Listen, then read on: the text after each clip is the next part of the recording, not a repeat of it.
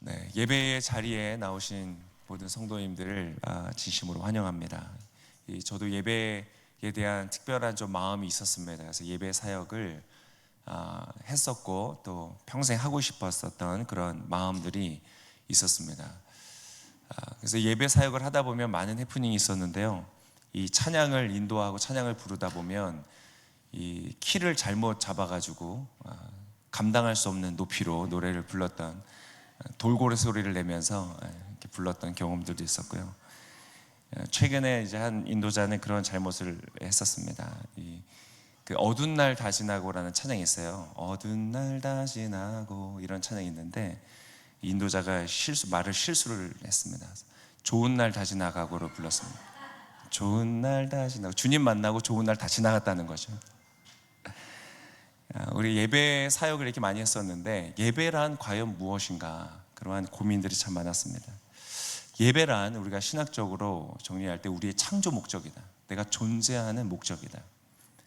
그러니까 지금 이 자리에 앉아 계신 이 순간이 여러분의 목적을 다하는 자리다.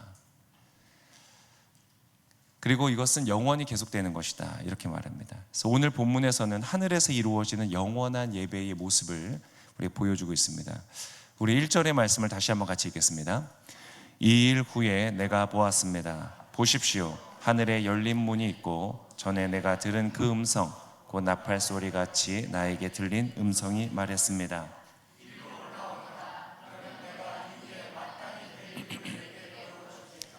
이후에 마땅히 될 일을 지금 보여주시겠다고 말씀하시는데, 그 마땅히 될 일, 우리의 미래에 반드시 이루어질 일, 분명히 있을 것, 그 미래의 일이 무엇인가? 바로 10절에 우리가 그 장면을 볼 수 있습니다. 10절의 말씀 같이 읽겠습니다. 24명의 장로들은 보좌에 앉으신 분 앞에 엎드려 영원토록 사시는 분께 경배하고 자기들의 면류관을 내려놓으며 말했습니다. 미래에 마땅히 이루어질 일, 우리가 반드시 보게 될, 이루어질, 완성될 그 일은 무엇이냐? 바로 이 영원한 예배의 자리다, 것을 보여주고 있습니다. 24명의 장로들이 누구인가, 해석이 여러 가지가 있을 수 있고 사실은 정확하게 모릅니다. 그렇지만 많이 해석하는 것은 구약의 12지파와 신약의 12사도로 대표되는 인류의 역사 속에 존재하는 하나님을 믿는 사람들, 즉 교회의 대표된 모습이다. 그 교회들이 지금 예배하고 있는 것이죠. 근데 그들이 무엇을 지금 하고 있냐면 경배하고 있다고 성경은 말하고 있습니다. 이 프로스쿠네오라는 단어가 바로 이 경배라는 단어인데, 이것이 바로 엎드리다라는 뜻입니다. 왕이나 주인을 만났을 때 그 앞에 무릎을 꿇고 그의 손에 입을 맞추는 행위가 바로 이 프로스쿠네오라는 단어입니다. 상대방의 주권과 그 위엄을 인정하는 것. 그러면서 이 24명의 장로들은 자신들의 면류관을 내려놓았다고 했죠. 자신들의 주권, 자신들의 통치권을 내려놓으면서 하나님의 주권 앞에 내가 순종과 복종을 약속하는 것, 바로 이 장면입니다. 이것이 바로 예배인 것입니다. 예배는 어떤 형식과 어떤 특정한 순서를 말하는 것이 아닙니다. 여기 와서 어떤 순서를 다 했다고 해서 예배를 드리는 것이 아니라 나의 전 존재로서 하나님의 주권을 인정하고 그분이 나를 도와주시고 나를 지지해주는 어떤 헬퍼로서 존재하시는 것이 아니라 나의 삶을 다스리고 주관하시는 분으로, 그래서 그분의 뜻 앞에 나의 뜻을 순종하기로 결단하는 것이 바로 예배라는 것입니다. 여러분, 예배하고 계십니까?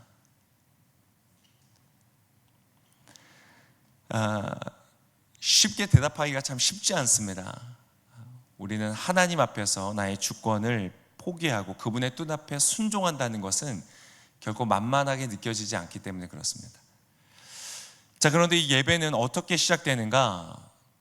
그래서 여러분, 예배의 비밀이 있습니다. 뭐냐면 예배는 결단으로 시작하는 것이 아니라 경험으로 시작되어지는 것입니다. 다시 한번 1절의 말씀을 한번 읽어보겠습니다. 읽겠습니다. 시작. 이 일 후에 내가 보았습니다. 보십시오, 하늘에 문이 있고 전에 내가 들은 그 음성,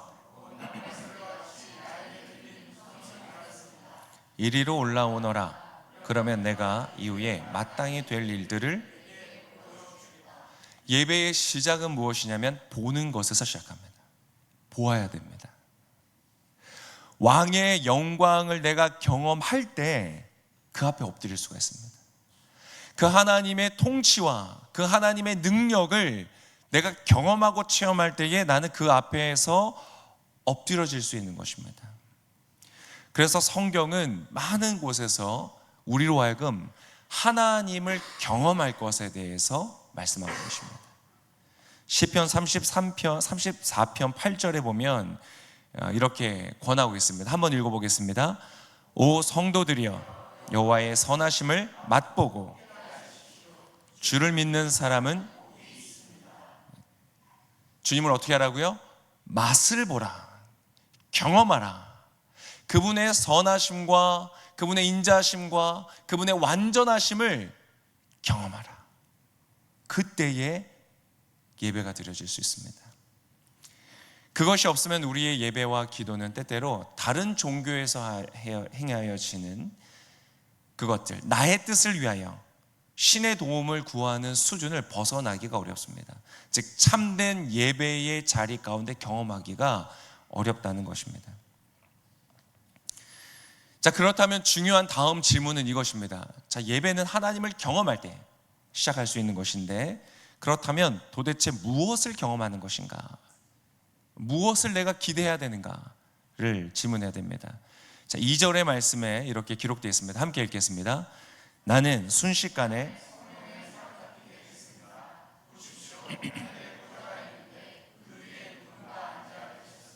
우리는 무엇을 경험하는가? 바로 하늘 보좌에 앉아 계시는 그분을 경험하는 것이다. 그분을 만나는 것이다. 여러분, 예배를 통하여 하나님을 만나게 되시기를 축복합니다. 하나님을 그러나 만난다는 것은요, 굉장히 두려운 일입니다. 왜냐하면 하나님의 영광은 너무나 거룩하고 완전하고 그렇기 때문에 우리가 상상할 수 없을 정도로 죄인인 우리가 그 앞에 설 수 없고 경험할 수 없는 어떤 것입니다. 출애굽기 33장 20절에 보면 하나님은 그래서 이렇게 선언하십니다. 같이 읽겠습니다. 또 이르시되 내가 내 얼굴을 보지 못하리니 나를 보고, 하나님을 보고 살 자가 없다고 말씀하십니다. 자, 그렇기 때문에 하나님의 영광은 늘 성경을 통해 보면 가려져 있었습니다. 이 모세도 하나님을 만나고 돌아왔을 때 그의 얼굴에 빛이 나서 사람들이 두려워했죠. 그래서 빛을 가렸습니다. 그런데 이 모세조차도 하나님 앞에 그 영광을 볼 때 하나님의 영광을 보지 못했습니다. 하나님의 영광을 선포하실 때 하나님의 손으로 그를 덮어 죽지 않도록 하셨고, 그래서 표현에 얼굴은 보지 못하고 등만 보게 하겠다 이렇게 말씀하십니다. 모세조차 하나님을 볼 수 없었습니다. 엘리야도 마찬가지죠. 엘리야가 호렙산에 있을 때 하나님께서 당신의 영광을 보여주셨는데 그때에도 그를 가려 그 영광들을 온전히 보지 못하도록 하셨습니다. 그래서 구약 성경에서도 보면 지성소라는 그 공간에 한정적인 자리 안에 하나님이 임하셨습니다. 왜냐하면 그냥 회중 가운데 임하시면 모든 회중이 살아있을 수 없기 때문에 그랬죠. 그래서 지성소에 한정된 공간에서만 임재하셨고, 대제사장은 1년에 단 한 번 속죄의 죄를 드리고 죽음을 각오하고 들어갈 수 있었습니다. 자, 하나님이신 예수님이 이 땅에 오실 때에도 그분은 그의 영광을 육신 안에 가리셨습니다. 그래서 사람들은 예수님을 보고도 하나님이신 줄 알지 못했죠.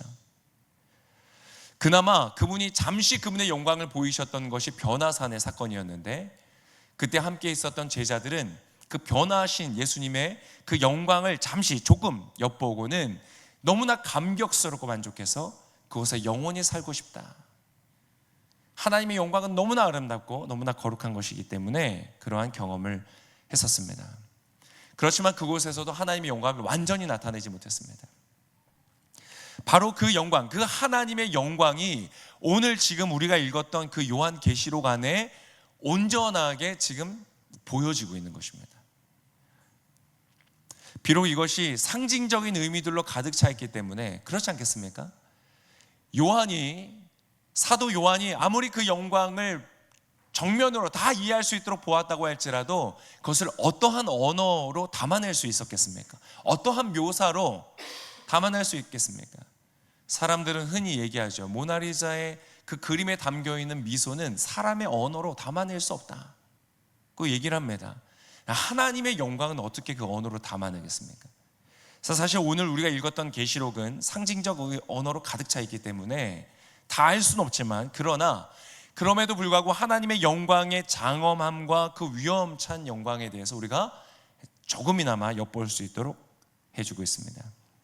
그래서 3절에서부터 8절까지의 말씀을 제가 다시 읽을 텐데요, 이것을 그나마 좀 그림으로, 이미지로 좀 그려낸 그림을 하나 좀 보여드리겠습니다. 보여주시겠어요? 이 AI한테 시켜가지고 그림을 좀 그려봤습니다.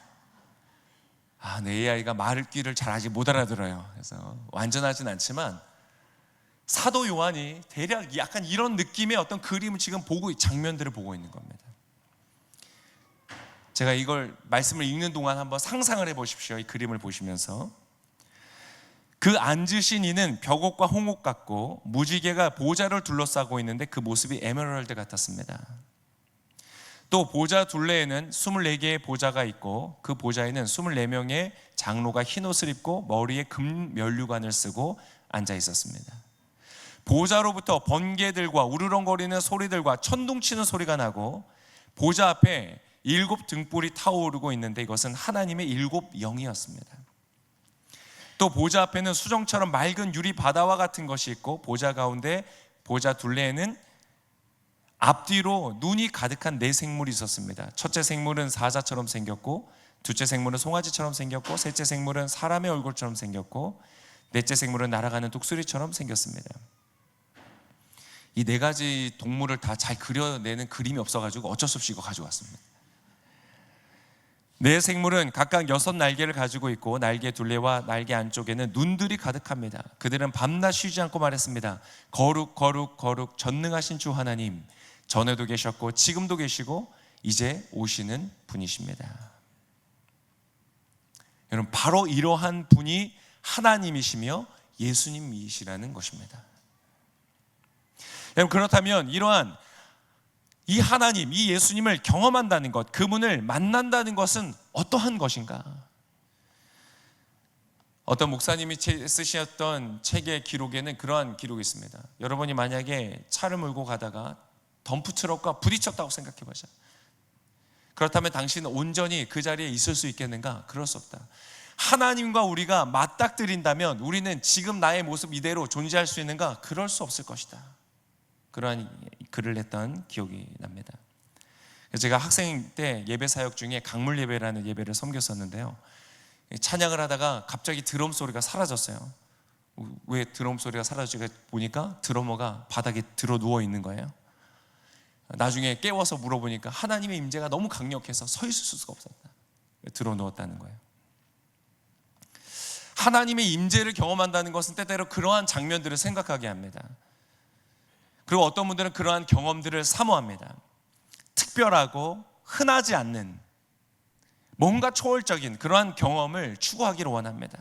환상을 보고 방언을 하고 예언을 하고 기적이 일어나고 몸에 막 어떤 분들은 전기가 통한다는 분들도 있고 불이 임한다는 분들도 있고 그러한 것들을 경험하기를 원합니다. 그러나 여러분, 그것은 하나님의 영광을 경험하는 핵심이 아닙니다.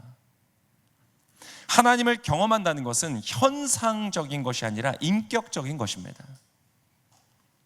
페노메논이 아니라 퍼스널리티, 하나님의 어떤 인격적인 것을 내가 경험하는 것입니다.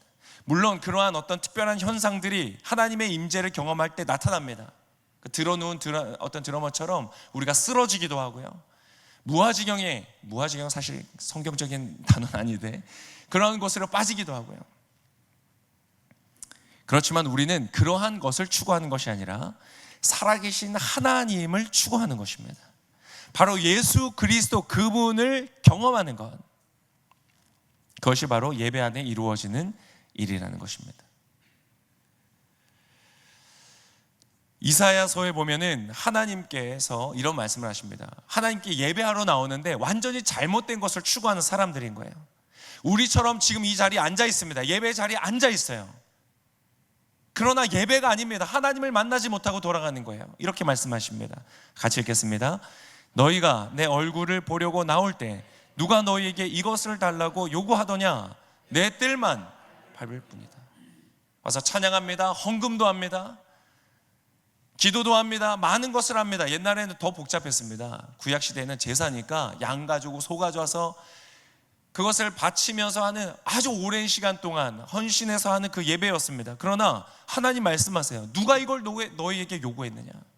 내가 원하는 것은 이것이 아니다. 이상하지 않습니까? 주님 하라고 하신 거예요. 양을 바치고 소를 바치고 다 하나님 시키신 겁니다. 그러나 하나님은 그것을 받기를 원하시는 것이 아닙니다. 우리의 돈을 받기를 원하지 않으십니다. 우리의 노래를 듣기를 원하시는 것이 아닙니다. 하나님 뭘 하기를 원하십니까? 나를 만나기를 원하시는 것입니다. 나라는 존재와 하나님이 만나기를 원하시는 것입니다. 그것이 예배의 자리입니다. 여러분, 하나님을 만나고 돌아가십니까? 매주마다 1년 52번을 우리는 이 자리에서 예배를 합니다. 10년이면 500번이 넘는 시간 동안 우리 하나님 앞에 나옵니다. 뿐만 아니라 새벽 기도, 수요 예배, 많은 예배 속에 우리가 예배의 자리 나옵니다. 그러나 하나님이 때때로 이렇게 말씀하신다는 겁니다. 너희가 나의 뜰만 밟고 있구나. 무슨 말입니까? 하나님을 만나는 자리는 지성소, 하나님의 임재가 있는 그 성소의 자리인데 거기까지 오지 않고 뜰만 밟고 가는 겁니다. 여러분 생각해 보십시오. 누가 이렇게 말씀합니다. 나 목사님 좀 만나고 올게. 그러고 나갔습니다. 저 뒤에 와서 저 멀리서 입구에서 제 얼굴을 이렇게 보고 집에 돌아갔습니다. 목사님 만났어? 만났어. 만난 겁니까? 만난 게 아니죠. 뜰만 밟고 가는구나. 여기에서의 뜰은 즉 어떠한 장소를 말하는 것이 아닙니다. 가끔 그런 분들 있죠. 와서 이제 차로 가족들 싹 내려주고 다시 돌아가시는 분들도 계십니다. 네.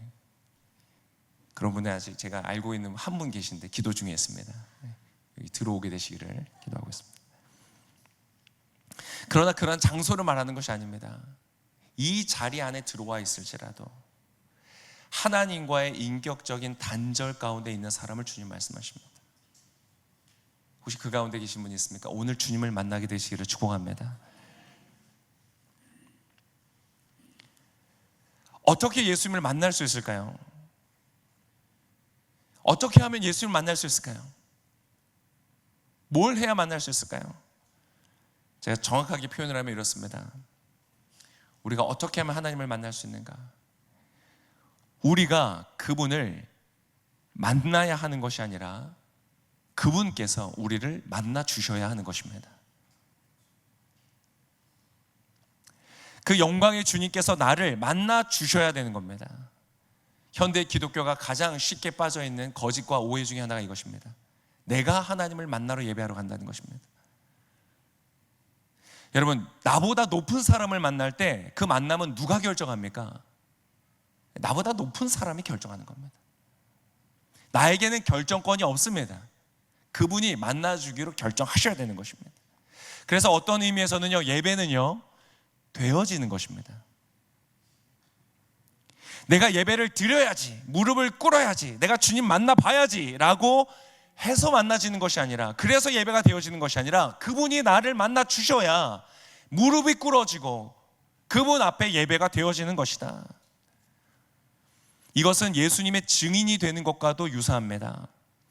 사도행전에서 예수님 말씀하셨죠. 성령님이 너에게 임하실 것이고 너희가 나의 증인이 될 것이다. 증인 역시 내가 증인이 되어야지, 난 증인하고 싶어, 나는 정말 꼭 증인이 될 거야, 결단해서 증인 되어지는 것이 아닙니다. 증인은 어떤 사람입니까? 본 사람이 증인이 될 수 있습니다. 경험을 해야 증언을 할 수 있는 것입니다. 그래서 성경에는요, 우리의 믿음을 묘사할 때 수동적인 의미로 묘사할 때가 굉장히 많습니다. 하나님을 위하여서 내가 살겠다? 사실 불가능합니다. 보았기 때문에, 경험했기 때문에 예배할 수 있는 것이다. 그래서 증인이 되고요, 예배자가 되도요, 칭찬할 게 없습니다. 당신은 정말 훌륭한 예배자군요, 말할 수 없습니다. 왜? 자기에게 있는 것이 아니거든요. 오직 예배자는, 오직 증인은, 오직 하나님의 사람들은 하나님, 나를 택하여 주셔서 감사합니다. 나를 불러주셔서 감사합니다. 나를 만나주셔서 감사합니다. 모든 영광을 하나님께만 돌릴 수밖에 없는 것입니다. 그러한 참된 예배자가 되시기를 축복합니다. 이곳에 오늘 예배자들이 있다면 우리는 그저 선택받은 자들이요, 은혜받은 자들 뿐입니다. 무엇을 드린다 한들 그 은혜를 우리가 갚을 수 있겠습니까? 그러면 질문을 다시 한번 해보겠습니다. 그렇다면 하나님은, 예수님은 어떠한 사람을 만나 주시겠습니까? 그분은 성경 안에서 당신을, 어떤 사람을 내가 만나 주겠다, 그분을 만나는 법을 우리에게 말씀해 주셨습니다. 예레미야 29장 11절의 말씀, 이 말씀을 같이 읽을 텐데요, 번역본 중에서 가장 그 원어의 뉘앙스를 잘 살린 번역본이 개역 한글 버전입니다. 그래서 제가 개역 한글을 가지고 왔습니다. 우리 29장 11절에서 13절까지 한번 같이 읽겠습니다. 나 여호와가 말하노라. 너희를 향한 나의 생각은 내가 하나니 재앙이 아니라 곧 평안이요 너희 장래에 소망을 주려 하는 생각이라. 너희는 내게 부르짖으며 와서,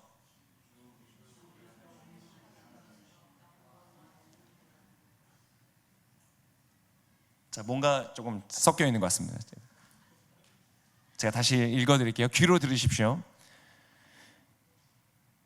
자, 여러분, 하나님 만나시고 싶으십니까? 만나면 좋을까요? 좋습니다. 왜요?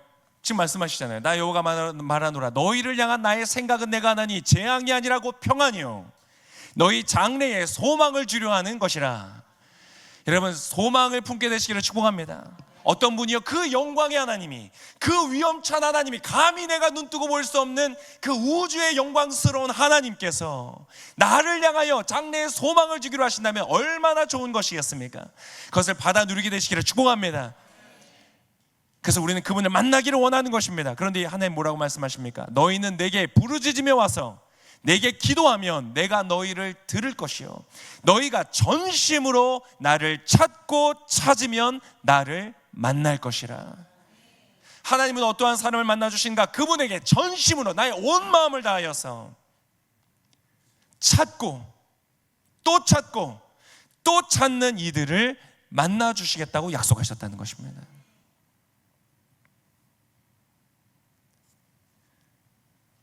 여러분, 어떠한 사람을 찾고 찾아서 여러분 만나실 수 있습니까?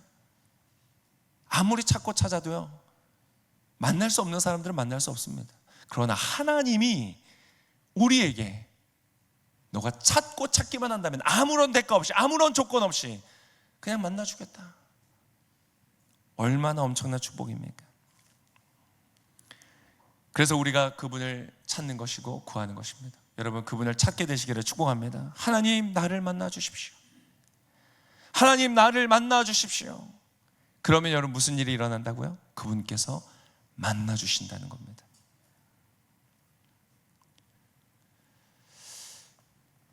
현상이 아닌 인격이다, 이것을 만나는 것인데, 그러면 여러분 무슨 일이 일어날까요? 이것은 인간과의 만남과 굉장히 유사합니다. 우리가 하나님을 만나면 뭐가 이루어질까요? 어떤 현상들이 일어나는 것이 아니라, 자연스럽게 따라오는 경우들이 많지만 그것을 추구하는 것이 아니라 우리가 하나님을 만나면 대화를 하게 됩니다. 그래서 여러분, 하나님을 만날 때 그래서 중요한 것이 뭐냐면 말씀이 중요합니다. 태초에 말씀이 계셨고 이 말씀으로 말미암아 모든 것이 지어졌고 곧 이 말씀이 하나님이셨다. 말씀이 육신이 되어 오신 것이 바로 예수님이시고 그 하나님은 지금도 말씀을 통하여 이 만물을 붙드시며 역사하고 계시다. 여러분, 이 신비를 깨닫게 되시기를 축복합니다. 그래서 우리는 하나님을 어떻게 만나는가, 그분의 인격을 어떻게 만나는가, 말씀을 통하여서 만나게 된다는 것입니다. 여러분, 혹시 여러분이 말씀이, 하나님의 말씀이 여러분의 귓가에 있는데 들려집니까? 예전에는 말씀만 들었다면 그냥 졸리고 귀에 하나도 안 들어 무슨 말인지 모르겠는데 어느 순간 어떠한 말씀이 여러분의 혹시 귀에 들립니까? 여러분 그때 그 말씀을 붙들게 되시기를 축복합니다. 어떤 말씀이 여러분의 마음 가운데 믿어지십니까? 여러분 그 말씀을 여러분의 마음속에 품게 되시기를 축복합니다. 하나님께서 여러분을 만나고 계시는 자리가 되는 것입니다. 그 말씀을 믿음으로 선택하고 그 말씀을 믿음으로 받아들이시는 겁니다. 그리고 그 말씀을 따라 쫓아가는 것입니다.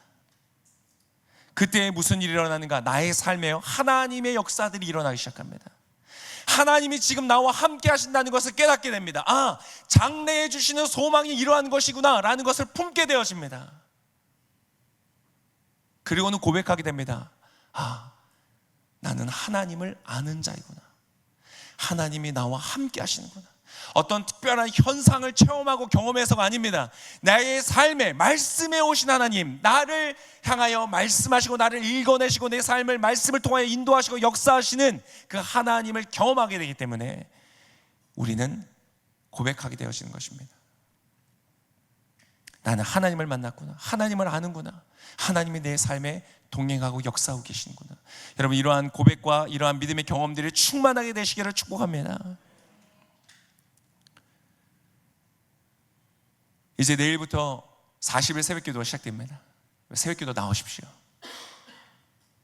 그때 출근 시간, 그때 업무 시간이다. 용서해드리겠습니다. 그 외에는 다 나오십시오. 그리고 그 시간이 정 안 되시는 분들은 영상으로 함께 하십시오. 저희가 하루 늦기 때문에 월요일 영상은 이제 화요일 날 보게 되기 때문에 저희 월요일은 이제 제가 설교를 하게 되겠지만 그래서 그 영상은 아마 좀 보기는 어려우실 겁니다. 그렇지만 할 수 있는 대로 참석하십시오. 우리가 뭐 이렇게 빳빳한 종이로 뭐 이렇게 인쇄까지 해서 다 드리겠습니까? 나오십시오. 하나님은 이미 여러분을 만나시기로 마음의 결정을 하셨습니다. 그 초대장을 주셨습니다. 나에게 나오지 않겠니? 그냥 뜰만 밟고 하나님 이거 주세요 저거 주세요 나 이게 필요해요 저게 필요해요 안녕히 계세요 그리고 돌아가지 말고 진짜의 예배 자리에 나오지 않겠느냐. 지나고 나서 다 이루어진다고 해도 후회만 남을 나의 그 작고 보잘것없는 나의 뜻을 추구하여 머물러 있지 말고 나의 생각과 비교할 수 없는 높으신 생각을 가신 그 하나님 앞에 나와 그 앞에 엎드려 순종하고 복종함으로 하나님께서 나의 삶을 향하여 가지신 그 놀라운 계획이 이루어지는 것을 보기로 원치 않느냐. 여러분 그분을 사모함으로 나오게 되시기를 축복합니다. 제가 QR코드를 올려드렸는데요. 거기 보면은 제가 들어가 봤는데 웹페이지를 정말 잘 만들었더라고요. 담당자랑 어제 연락을 좀 주고받았는데 만드느라 일주일 동안 밤샜다고 하더라고요. 서울에서 만들었는데 감사하게도 출석 체크를 할 수가 다 있습니다. 그래서 그걸로 하셔도 됩니다. 근데 이 현지는 현지의 시간대로 되도록 만들어 놨대요. 그래서 정말 제가 박수를 쳐드렸는데 그래서 여기의 시간에 5시 반부터 출석 체크를 할 수 있습니다. 하고요. 3번 출석 체크를 하시면 레벨이 1단계 올라간다고 합니다. 총 10단계가 있대요. 그래서 10단계까지 가셔야 작은 예수 레벨에 올라가실 수가 있습니다. 되게 잘 만들어 놨더라고요. 그래서 그것도 잘 활용을 하시고요. 거기를 통해서도 영상을 보실 수 있게 될 텐데 그래서 영상으로도 여러분 도저히 새벽에는 다른 일정과 겹치실 경우에는 영상으로 함께 하시고 그러나 하실 수만 있다면 여러분 나오십시오. 그리고 기도하십시오. 친절하게 불도 다 꺼드립니다. 그냥 부르짖으십시오. 하나님은 그러할 만한 가치가 있는 분이십니다. 하나님 약속해 주셨습니다. 나를 찾고 찾으면 내가 너를 만나줄 것이다. 여러분 수요예배 나오십시오. 나오십시오. 하나님이 초청하실 때 오십시오. 주님 바쁘십니다. 아무 때나 막 만나주시는 거 아닙니다. 주님이 제가 보니까요, 주님이 손 내미실 때 안 잡으면 그리고 나서 한 10년 지나가는 것 같더라고요. 10년 정신없이 살다가 내가 그때 그걸 놓쳤구나. 한 10년째쯤 주님 다시 기회를 주시는 것 같더라고요.